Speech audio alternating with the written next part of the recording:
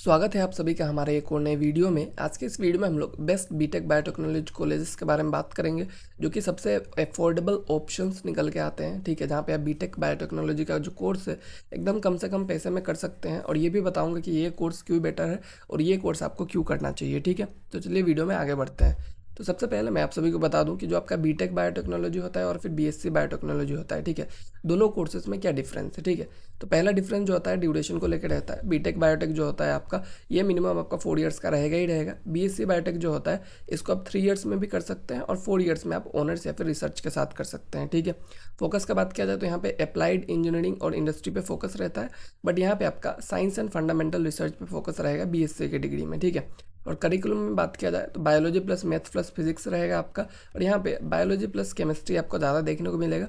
और करियर का बात किया जाए तो आप बीटेक बायोटेक्नोलॉजी के साथ इमीडिएट कॉर्पोरेट जॉब्स में जा सकते हैं। ठीक है, बट यहीं पे आपको अगर बीएससी बायोटेक का बात किया जाए तो आपको कोई बीएससी बायोटेक के बाद मतलब जॉब ऑप्शंस मिलना बहुत ही ज़्यादा रेयर होता है। ठीक है, आपको एटलीस्ट एमएससी तक जाना पड़ेगा, तब जाके आप जो है कुछ कर सकते हैं, या फिर आपको रिसर्च के फील्ड में जाना चाहिए, पीएचडी के फील्ड में जाना चाहिए, तब बीएससी बायोटेक आपके लिए बहुत ही अच्छा ऑप्शन हो सकता है। ठीक है, बट अगर आप ऐसा सोच रहे हैं कि आपको जो है डायरेक्टली ग्रेजुएशन के बाद ही आपको जॉब चाहिए, तो उसके लिए बीटेक बायोटेक जो होता है वो आपका बेस्ट ऑप्शन निकल के आता है। ठीक है, तो आई होप आपको समझ में आ गया होगा दोनों डिग्री में क्या डिफरेंस है। बट इस चीज़ का आपको ध्यान रखना है कि अगर आपको बीटेक बायोटेक्नोलॉजी करना है तो आपका मैक्सिमम जो भी कॉलेजेस यूनिवर्सिटीज़ है वो आपको मैथ्स जो है 12th में रहना मैंडेटरी रखते हैं। ठीक है, तो आपका पीसीएम भी अगर है तब जाके आपको कोई दिक्कत नहीं होगा, या फिर अगर आपका बस पीसीएम भी है तो भी आपको दिक्कत नहीं होगा। बट अगर आपका पीसीबी है तो आपको जो है बीटेक वाला जो प्रोग्राम है उसमें थोड़ा सा एडमिशन में दिक्कत हो सकता है। ठीक है, बहुत सारे जो कॉलेजेस हो उसको ऑफर नहीं करते हैं। ओके, तो चलिए अब देखते हैं हम लोग। तो जो हमारा सबसे पहला यूनिवर्सिटी है, ठीक है, जहाँ पे आप जाके एकदम कम पैसे में इस कोर्स को कर सकते हैं, तो वो है आपका अलगप्पा कॉलेज ऑफ टेक्नोलॉजी। ठीक है, जो कि आपका अन्ना यूनिवर्सिटी के अंदर आता है, चेन्नई में लोकेटेड है। ठीक है, तो इसमें आपका जो डायरेक्टली एडमिनिस्ट्रेट करता है, कौन करता है, अन्ना यूनिवर्सिटी के अंदर। ठीक है, उसके बाद ये जो है आपका केमिकल एंड बायोटेक्नोलॉजी का जो इंजीनियरिंग प्रोग्राम्स है उसमें बहुत ही ज़्यादा स्पेशलाइज्ड है, बहुत ही अच्छा ये माना जाता है। ठीक है, और बात करेंगे किस तरह से इसमें एडमिशन होता है, मोड ऑफ एडमिशन क्या है, तो आपका जो TNEA जो तमिलनाडु इंजीनियरिंग एडमिशन है उसका काउंसलिंग के थ्रू आपका 12th के मार्क्स के बेसिस पे इसमें एडमिशन जो है वो लिया जाता है। ओके, एलिजिबिलिटी का बात किया जाए 10+2 आपका होना चाहिए पीसीएम के साथ। ठीक है, मैथ जो है आपका मैंडेटरी है किसी भी इंजीनियरिंग एडमिशन में अन्ना यूनिवर्सिटी के अंदर, तो आपको जो है पीसीएम बैकग्राउंड से होना पड़ेगा, तभी जाके आप इसमें एडमिशन ले सकते हैं। फीस स्ट्रक्चर का बात किया जाए आपका अप्रोक्सीमेटली 48,000 जो है 48 to 60,000 के अंदर ही आपका टोटल 4 ईयर का ट्यूशन फी जो है आपको देखने को मिलेगा, जो कि काफ़ी अफोर्डेबल है। ठीक है, बहुत ही ज़्यादा अफोर्डेबल ऑप्शन आपके लिए वो मिल जाता है। उसके बाद जो हमारा नेक्स्ट ऑप्शन है वो है आपका Shri Jaya Chamarajendra college of engineering. ठीक है, SGCE। ठीक है, मैसूर। तो ये जो है एक बहुत ही अच्छा ऑप्शन आपके लिए है। ठीक है, क्यों, ये आपका जो है JSS science and technology university का एक कॉन्स्टिट्यूएंट कॉलेज है। ठीक है, बहुत ही अच्छा रेपुटेटेड है, गवर्नमेंट एडेड इंस्टीट्यूशन है कर्नाटका में। ठीक है, तो इसमें अगर बात करेंगे आपको एडमिशन लेना है तो एडमिशन किस तरह से आपका हो सकता है। ठीक है, तो एडमिशन, ठीक है, तो ये जो है फ़ोटो इसका नहीं है। ठीक है, ये चीज़ आपको ध्यान में रखना है, ये फ़ोटो इसका नहीं है, इसमें थोड़ा सा गलती हो गया। तो एडमिशन जो है आपका KCET के थ्रू होगा। ठीक है, कर्नाटका कॉमन एंट्रेंस टेस्ट जो होता है उसके थ्रू आपको यहाँ पे एडमिशन मिलेगा, तभी जाके आपको इस फीस पे एडमिशन मिल पाएगा। ठीक है, क्योंकि आपका KCET के थ्रू अगर आपको मिलेगा तो गवर्नमेंट सब्सिडाइज जो सीट्स हो जाता है वहाँ पे आपको एडमिशन मिलेगा। ठीक है, तो एलिजिबिलिटी का बात किया जाए 10+2 आपका पीसीएम के साथ होना चाहिए। ठीक है, जो आपका मैंडेटरी है। ठीक है, पीसीएम जो है मैंडेटरी है, और बायोलॉजी बायोटेक्नोलॉजी आपका ऑप्शनल सब्जेक्ट जो है वो हो सकता है। ठीक है, बट आपका पीसीएम जो है यहाँ पे मांगा जाता है, तो इस चीज़ का आपको ध्यान रखना है।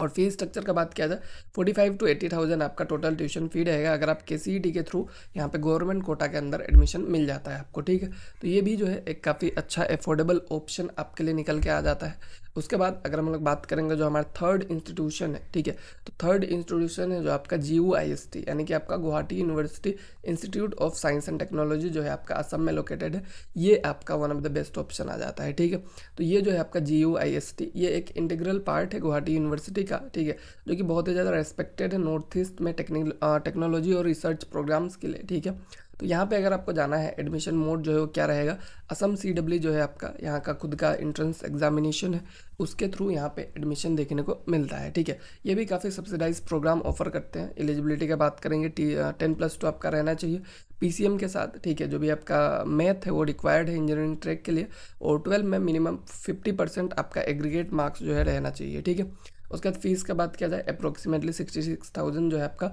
टोटल 4 ईयर का ट्यूशन फीस आपको देखने को मिल जाएगा, ठीक है।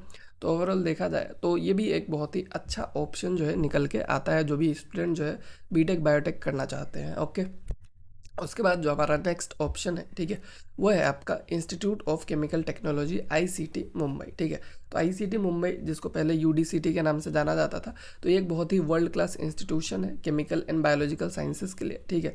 तो यहाँ पे अगर आपको सीट लेना है तो बहुत ही ज़्यादा कंपटीशन को आपको फेस करना पड़ेगा, बहुत ही कॉम्पिटिटिव है यहाँ पे सीट लेना, ठीक है।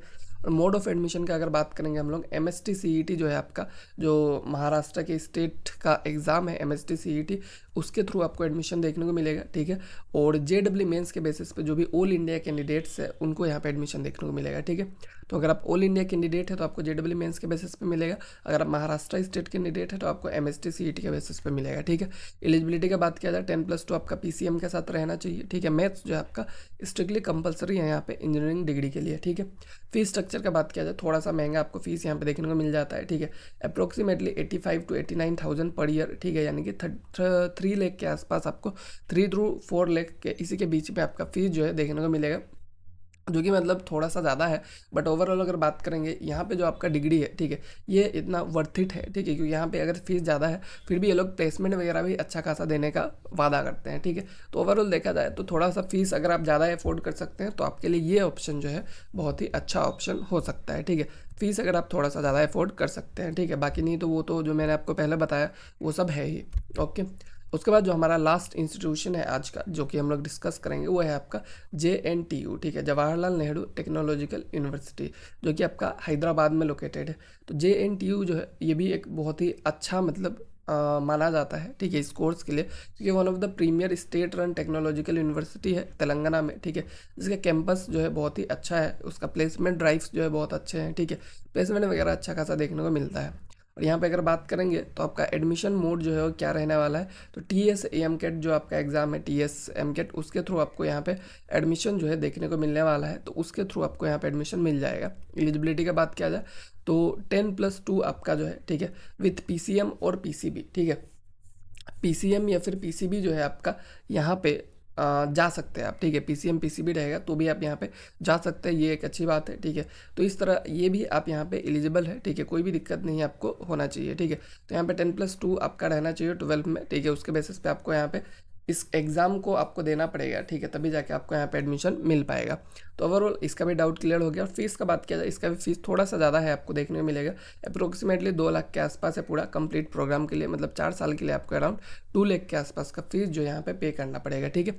तो JNTU जो है आपका हैदराबाद में, ये भी काफ़ी अच्छा ऑप्शन निकल के आता है, जहाँ पे बहुत सारे बच्चे जो है जाना भी चाहते हैं और बहुत सारे बच्चे जाते भी है, ठीक है। तो यहाँ पे मतलब कि कोई भी मतलब दिक्कत आपको नहीं देखने को मिलेगा, ठीक है। तो इसको भी आप ज़रूर से प्रेफर कर सकते हैं। आई होप आपका जो भी डाउट था बीटेक बायोटेक के कॉलेजेस को लेके वो सारे जो है वो क्लियर हो गए होंगे। अगर कुछ रह जाता है तो आप हमें कमेंट में पूछिएगा, हम ज़रूर से ट्राई करेंगे कि आपको इसका सोल्यूशन जो है वो प्रोवाइड करें, ठीक है। Thank you.